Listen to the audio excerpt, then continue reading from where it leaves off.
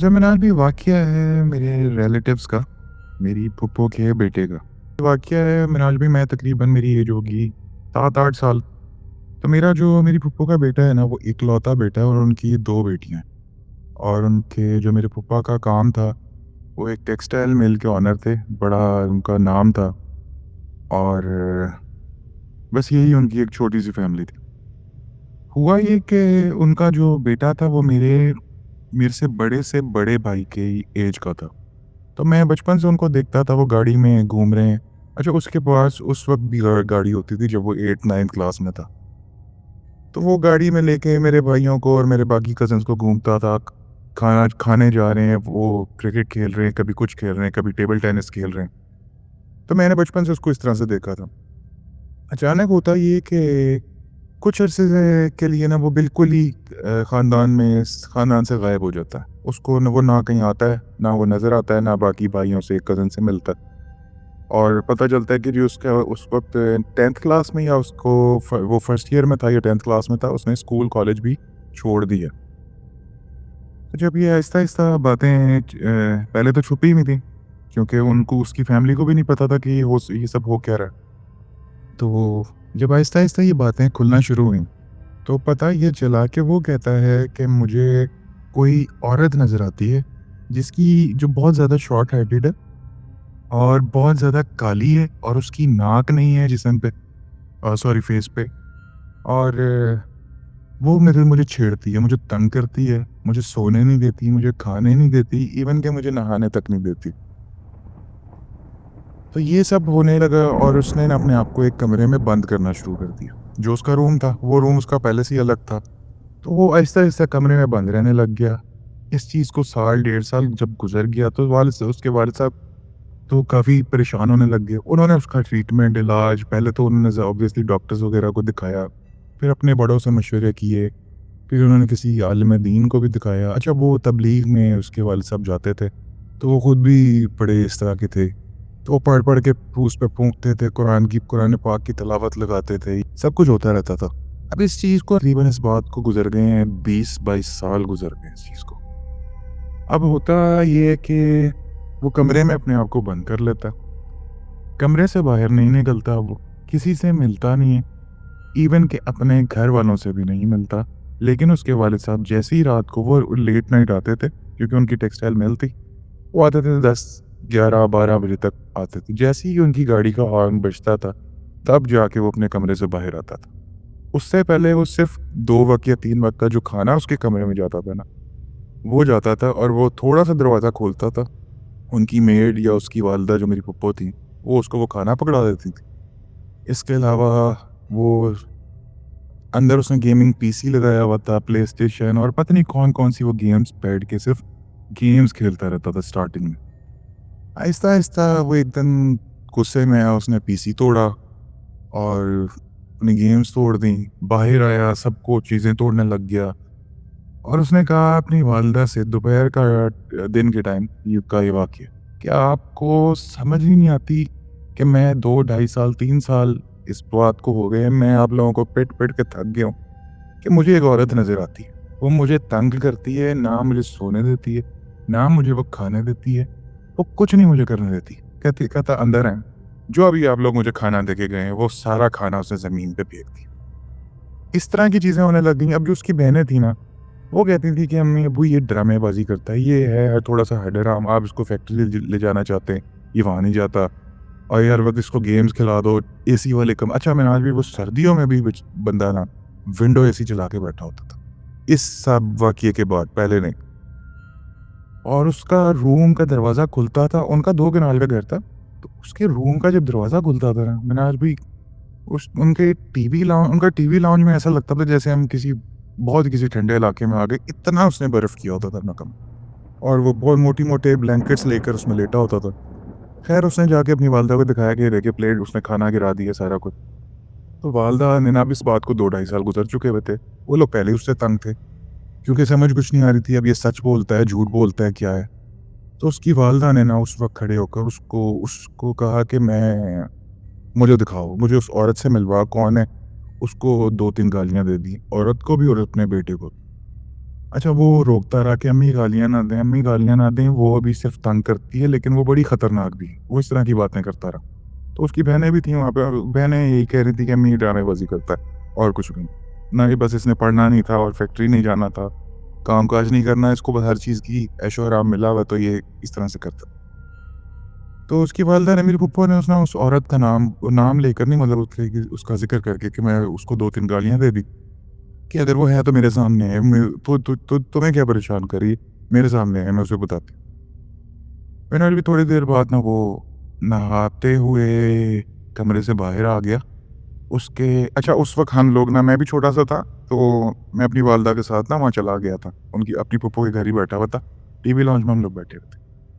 अच्छा ये 2-3 साल जो गुज़रे थे ना, इसमें हम लोगों को वो नहीं नज़र आता था। वो जब हम लोग कोई भी रिश्तेदार जाता था ना, वो कमरे से बाहर आता ही नहीं था। वो जब तभी आता था, जब रात को उसके वालिद साहब घर आते थे। तो वो एक अचानक दरवाज़ा खोला और वो चीखता हुआ ना बाहर आ गया। उसके सर से खून बह रहा था काफ़ी ज़्यादा। उसके फेस पे आया हुआ था सारा खून और वो सीधा गया अपनी वालिदा के उसने कहा, "आपको मैंने मना किया था ना उसको मत कुछ कहें।" ये देखें उसने क्या किया, उसने मुझे गले से उठाकर शावर के ऊपर मेरा सर मारा। अब वो है भी काफ़ी हेल्दी हम लोग अच्छा जो हम लोग बच्चे-बच्चे थे हम लोग हँसने लग गए कि यार हम लोग थोड़ा-सा ज़रा होते थे कि यार ये क्या बहुत अजीब बातें करते हैं। तो हम लोग हँसने लग गए, उसने और गुस्सा करना शुरू कर दिया कि यार ये देखिए सब मेरे पे हँस रहे हैं, मैं आप लोगों को सही बता रहा हूँ, वो औरत है घर में। इस तरह की बातें ना अब शुरू हो गई, इस तरह का अब सारा ये सिनेरियो एक चल पड़ा। अब हम लोगों को तो इसकी आदत हो गई कि हम लोग जाएँगे तो वो हमें नज़र नहीं आएगा। वो ईद, शब रात कोई किसी भी किस्म के इवेंट पे वो नज़र नहीं आता था। वो अक्सर तब नज़र आ जाता था जब मेरे पापा घर आते थे, तो वो उनके पास उनके कमरे में बाहर जाके बैठता था और उनका मिनाज भाई सिर्फ़ दिमाग खाता था। 3-3 4-4 बजे तक उनसे बहस करता था कि इस औरत का कुछ करें और मुझे फ़लानी चीज़ मुझे फ़लानी गेम मँगवा दें, मुझे ये कर दें, मुझे वो कर दें, मुझे फ़लानी गाड़ी ले दें, मैं उस गाड़ी में बाहर निकल जाया करूँगा, मैं अभी बाहर नहीं जा सकता, मुझे ये कर दो। उसकी हर ख़्वाहिश ना उसके बाप ने पूरी कर दी कि यार ये किसी तरह से ठीक हो जाए। उसको ऑस्ट्रेलिया ले गए कुछ अरसे बाद। ऑस्ट्रेलिया में किसी डॉक्टर को ही दिखाने गए थे, उनकी बेटी भी होती थी बड़ी बेटी उनकी ऑस्ट्रेलिया होती थी, वो उससे मिलने भी गए थे। तो इसको भी साथ लेकर गए थे, वहाँ पे कोई डॉक्टर उन्होंने ढूँढा हुआ था, उस डॉक्टर को दिखाने। तो उस डॉक्टर ने भी सारा उसका 1-2 महीने जो उसका ट्रीटमेंट चला, उस डॉक्टर ने कहा कि इसको कोई भी इश्यूज़ नहीं है, हाँ, ये डिप्रेशन में ज़रूर है और बहुत ज़्यादा सोचता है, लेकिन इसको मेरा नहीं ख्याल कोई किसी किस्म की बीमारी। तो अच्छा ये ऑस्ट्रेलिया जाकर भी ना क्या करता था कि अपनी मेट्स को फ़ोन करता था और कहता था कि अब कोई मोबाइल का जिस मोबाइल पे भी वो कॉल करता था, वीडियो कॉल ऑन करके ना मेरे रूम में रख दो और मेरे रूम का लाइट शाइट बंद करके, दरवाज़ा बंद करके वहाँ से बाहर चले जाओ। अब इसके वालिद साहब नोट करते थे कि यार ये ऑस्ट्रेलिया बैठ के वीडियो कॉल पे क्या देख रहा है अपने रूम में, रूम पूरा अंधेरे से डूबा हुआ है। तो खैर वो वापस आ गया ऑस्ट्रेलिया से। अब ये सारी बातें चल पड़ी 2008-9 की तरफ। हमारी फैमिली में एक आई मेरी कज़न की शादी। उस शादी पे जो मेहंदी की रात थी ना, वो हम लोगों ने की उनके घर में। उनका घर का लॉन काफ़ी बड़ा था, तो वो छोटा-सा एक फैमिली गैदरिंग ही थी, तो वहाँ पे हम लोगों ने मेहंदी के बाद जो मेरी सारी कज़िन्स थी ना बड़ी-बड़ी, वो सब किचन में बना रही थी चाय और जो मेरी उनमें से एक कज़िन थी ना, उसको मज़ाक उड़ाने की बहुत ज़्यादा आदत थी। तो वो मेहंदी से पहले शाम के टाइम ना वो मेरे उस कज़िन को कह रही थी कि अगर वो है तुम्हारे पास, तो उसको उससे बात कराओ या खुद उससे पूछो, लगे हाथ तुम्हारा भी निकाह करा देते हैं। घर में एक शादी तो हो रही है, तो तुम्हारी भी उससे शादी करा देते हैं। और अगर वो खूबसूरत है या बदसूरत है, पता नहीं इस तरह की कुछ ना मुझे उन्होंने बातें की। तब हम लोग मैं तो छोटा-सा था, ये बातें बाद में हमें पता चली। उन्होंने इस तरह से करके उसका मज़ाक उड़ाया और मज़ाक किया उसके साथ। तो उनके साथ उस मेहंदी की रात को ये हुआ कि वो जब टीवी लाउंज में सारी कज़िन्स बैठी, जब बड़े सारे अंदर सोने चले गए, तो बाकी सारी जो थी कज़िन्स थी वो किचन में बना रही थी चाय या कॉफ़ी उस वक़्त और ये बाहर टीवी लाउंज से एक सीढ़ियाँ ऊपर जाती थी उनके ऊपर वाले फ्लोर पे। उस सीढ़ियों पे बैठी मोबाइल यूज़ कर रही थी। इनकी राइट साइड पे जिस तरफ वो बैठी थी, राइट साइड पे उसी लाइन में एंड वाला कमरा था उस मेरे कज़िन का और इनकी फ्रंट साइड पे बिल्कुल फेस की साइड पे आगे सामने ड्राइंग रूम था। इन्होंने देखा कि उसका दरवाज़ा खुलता और वो बाहर झाँकता। तो इन्होंने कहा उसका नाम लेगा कि आ जाओ बाहर, कुछ नहीं होता, बैठ जाओ, आ जाओ, हम लोग कॉफ़ी बना रहे हैं, आके पी लो। तो उसने दरवाज़ा बंद कर दिया क्योंकि वो आपको मैंने बताया ना, जब कोई देखता था ना कि मेहमान आए और वो बाहर नहीं आता था। उसने देखा कि बाहर लोग हैं तो उसने बंद कर दिया। कुछ देर बाद फिर दरवाज़ा खुला, इन्होंने उनको लगा कि वही होगा, झाँक रहा होगा, लेकिन दरवाज़ा फिर बंद हो गया। तीसरी दफ़ा जब दरवाज़ा खुला ना, इन्होंने उसकी तरफ नहीं देखा क्योंकि इनको पता ही है उसे वही है जो बाहर झाँक रहा है। लेकिन वो दरवाज़ा पूरा खुलता, एक स्पीड में, वो कहती हैं स्पीड में, बहुत स्पीड में कोई चीज़ गुज़री है जो सीधा ड्राइंग रूम में गई है। ड्राइंग रूम में कोई डेकोरेशन पीस या कोई ग्लास वग़ैरह कुछ टूटने की आवाज़ आई है। ड्राइंग रूम में कोई भी नहीं था और वहाँ कोई चीज़ टूटी है और फिर ड्राइंग रूम से वो चीज़ बाहर निकली है और जब वो बाहर निकली है स्पीड में, वो स्पीड में चलते स्लो हो गई। स्लो हुई है, उसने मेरी तरफ देखा है और उन्होंने फिर उसका ना उसी वक़्त सबको, बड़ों को उठाकर, वो बहुत ज़्यादा डर गई थी। इवन कि उनको हॉस्पिटल ले जाना पड़ गया, बुखार चढ़ गया उनको, 5-6 दिन उनकी तबीयत बहुत ख़राब रही। उन्होंने फिर उसका हुलिया बताया। उन्होंने कहा कि एक बड़ी शॉर्ट हाइटेड लड़की, औरत है, उसने वाइट कलर का कुछ लिबास पहना हुआ था जो कोई स्टिच्ड नहीं था। ऐसे लग रहा था जैसे उसने बस कोई खुला कपड़ा अपने जिस्म पे लपेटा हुआ है। जिस तरह अरबी नहीं पहनते उस तरह का, उसको जुब्बा कहते हैं, पता नहीं क्या कहते हैं। उसके बाल लंबे-लंबे और गंदे और उसकी नाक नहीं थी। उसके मुँह पे नाक नुमाया नहीं हो रही थी फेस पे और वो बहुत काली सी औरत थी। वो रुकी है, उसने मुझे घूरा है, उसकी आँखें बहुत ज़्यादा बड़ी थी और मैं वहीं वहीं वहीं पे फ्रीज़ हो गई थी, ना मैं किसी को आवाज़ दे सकी थी। वो कहती है बस ये 3-4 सेकंड का एक ये वाक़या था और वो फिर से उसी तरह हवा की स्पीड में वापस मेरे कज़िन के रूम में चली गई।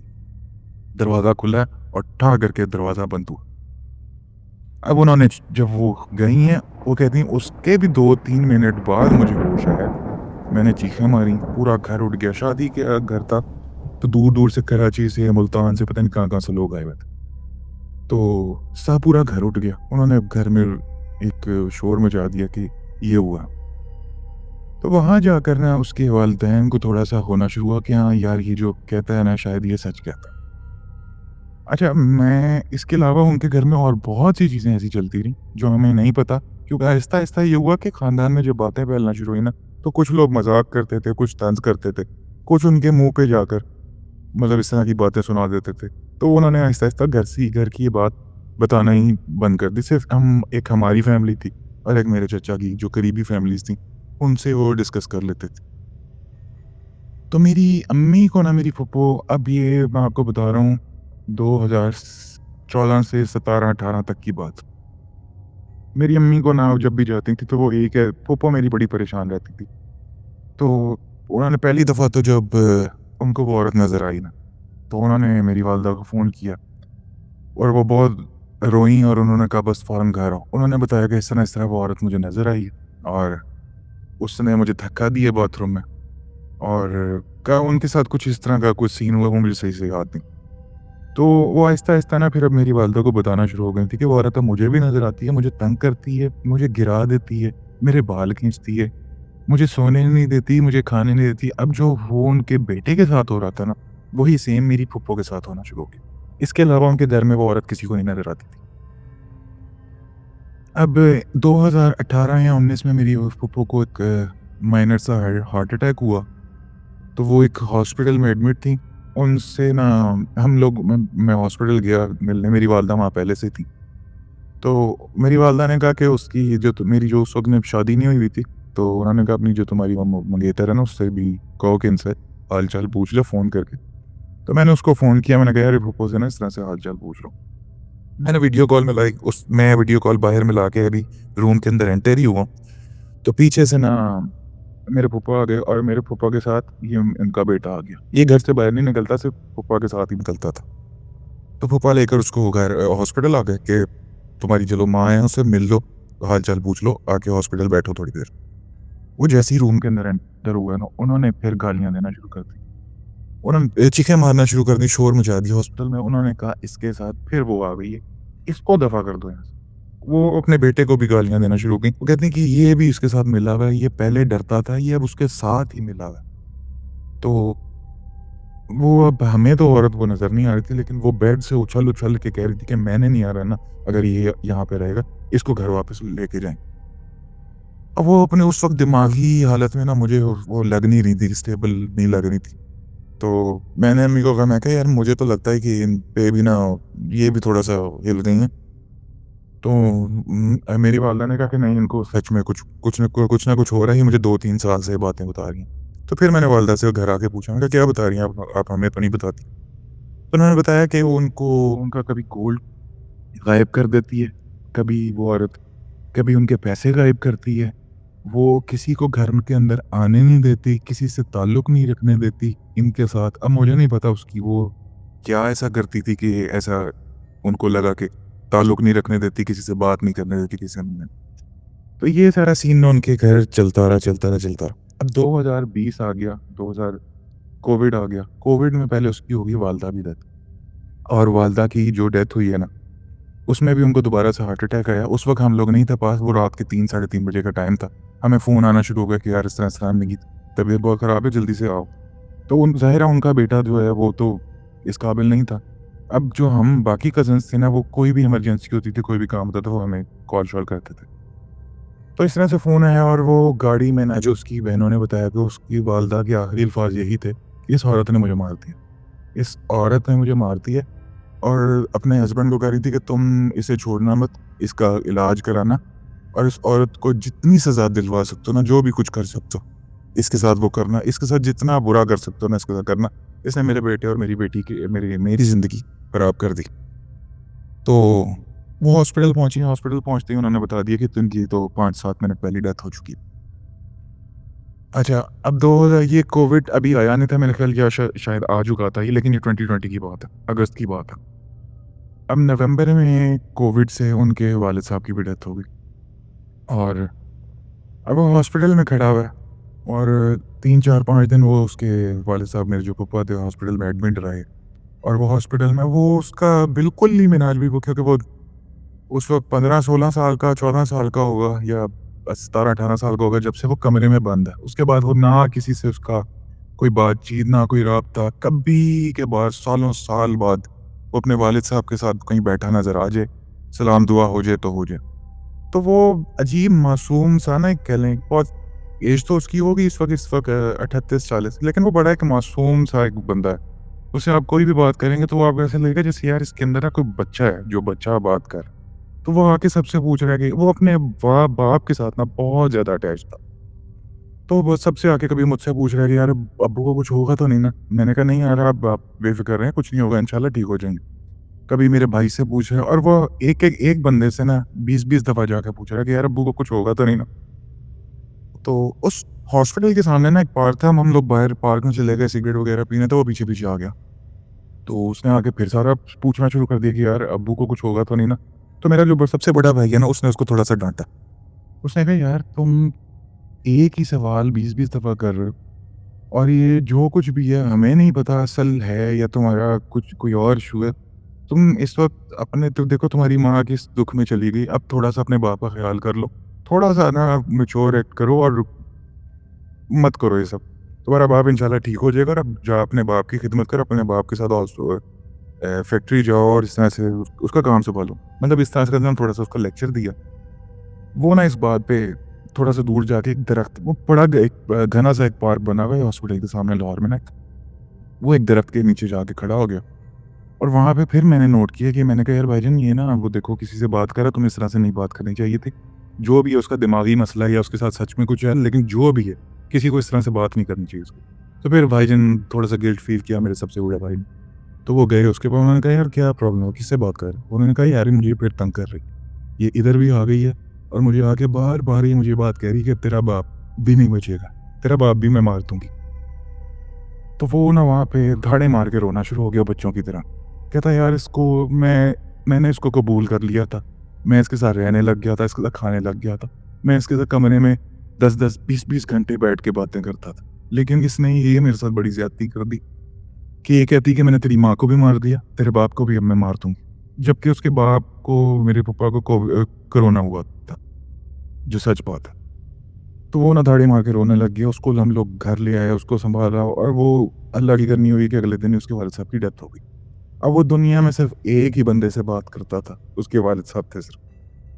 अब उनका उसकी सिचुएशन ये है कि वो 2020 में डेथ हो गई और 2026 है। 6 साल से हम लोग उसके घर जाते हैं, उसको कमरे से बाहर निकालने की कोशिश करते हैं। हम लोगों से तो वो बिल्कुल भी बात नहीं करता।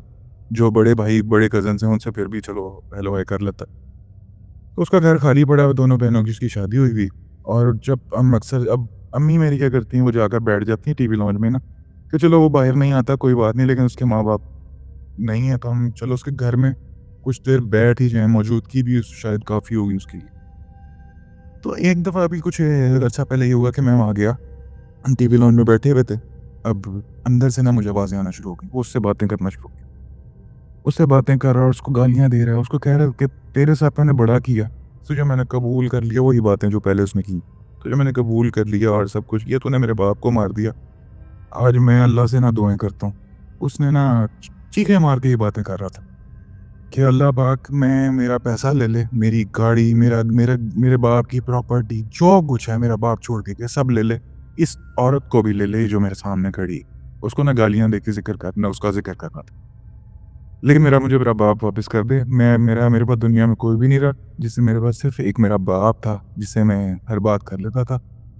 तो तूने मेरा बाप भी छीन लिया, अगर इसने मेरे बाप को मारा तो इसको भी उठा ले, ये घर उठा ले, ये प्रॉपर्टी उठा ले, मेरी बहनों को उठा ले, सबको उठा ले, मेरा बाप वापस कर दे। वो इस तरह की बातें करता था। एक दिन मैं उसके रूम में ना वो हम लोग गए तो वो अपने वालिद साहब के कमरे में बैठा ना, बंद करके, रो रहा होगा या कुछ बात कर रहा होगा, मुझे नहीं पता। तो मैं और मेरा कज़िन उसके कमरे में घुस गए। हमने कहा यार चलो देख। अच्छा मैंने आज भी उसके क कमरे में 15-18 साल हो गए, हमने कभी लाइट जलती नहीं देखी। अंधेरे में पड़ा रहता है और हमें तो उसका कमरा भूल भी है कि उस किस तरह का था, क्योंकि बहुत पहले हम बचपन में ही उसके कमरे में गए थे। तो मैं गया, लाइन से ना बुक्स पढ़ी हुई, वो सारी बुक्स जादू, जिन्नात, पता नहीं क्या-क्या उनके नाम थे। मैंने ना एक बुक उठा ली, उस पे लिखा हुआ था द जिन्न। अब इतनी देर में क्या हुआ कि बाहर से दरवाज़ा खुलने की बाद आवाज़ आई तो मैं डर गया। मैं बुक रखे बगैर ही, मैं बुक रखे बगैर वो मैं बाहर आ गया। वो बुक अब मेरे हाथ में थी। मैंने उसकी बहन को बताया, मैंने कहा यार इस तरह हम लोग कमरे में गए थे और ये बुक ना मेरे हाथ में लगी तो तुम रख देना। उसने कहा नहीं-नहीं मैं नहीं रख सकती, वो अगर मुझे उसने कमरे के पास-पास भी देख लिया ना तो वही हमारे घर ये 15-20 दिन लड़ाई चलेगी इस बात। तो अभी सुकून है तो सुकून रहने दो, बेशक तू ले जा इसको। तू पढ़ के बताई इस बुक में क्या रखा लिखा हुआ। मैं वो बुक घर ले आया, मैंने उसको ज़्यादा तो नहीं पढ़ा। मैंने उसकी शुरू की कुछ चीज़ें पढ़ी, वो इंग्लिश बुक थी एक और किसी प्रोफ़ेसर, पता नहीं उसका क्या नाम था, कोई यूके का कोई प्रोफ़ेसर था, कौन था, उसने वो बुक लिखी तो उसका नाम था द जिन्न। उसमें ये लिखा हुआ था कि जिन्नात को आप अज़ियत कैसे दे सकते हो। तो उसमें मुझे एक चीज़ याद है, उसमें था कलौंजी का पानी या फिर काली मिर्च, ये 2 चीज़ों में से कोई एक चीज़ थी। उसका पानी अगर आप आँखों में डालो ना और अगर आप पॉसेस्ड हो, तो ये जिन्नात को बड़ी अज़ियत देती है ये चीज़। और उसके कुछ अरसे बाद ना मैं किसी जानने वाले के साथ पिंडी गया, इकबाल सल्फ़ी साहब होते थे। वो उस ब जानने वाले ने अपना कोई काम कराना था, तो मैंने वहाँ जाके देखा, वहाँ पे जो भी पेशेंट्स आए हुए थे ना, ये पोज़ेशन वाले या जो भी जादू जिन्नात वाले, उन सब की आँखों में कोई ड्रॉप्स डाल रहे थे, एक मौलवी साहब थे। मैंने कहा यार ये आँखों में ड्रॉप्स क्यों डाल रहे हैं? क्या है ड्रॉप्स में? तो उन्होंने फिर मुझे बताया कि यार ये कलौंजी या क काली मिर्च का होता है पानी, ये जिन्नात को बड़ी अज़ियत देती है। तो इस तरह की मामलात अभी फ़िलहाल उसके घर पे चल रहे हैं। वो फ़िलहाल बिल्कुल अकेला है और घर पे अभी भी वो औरत वो कहता है मेरे साथ है।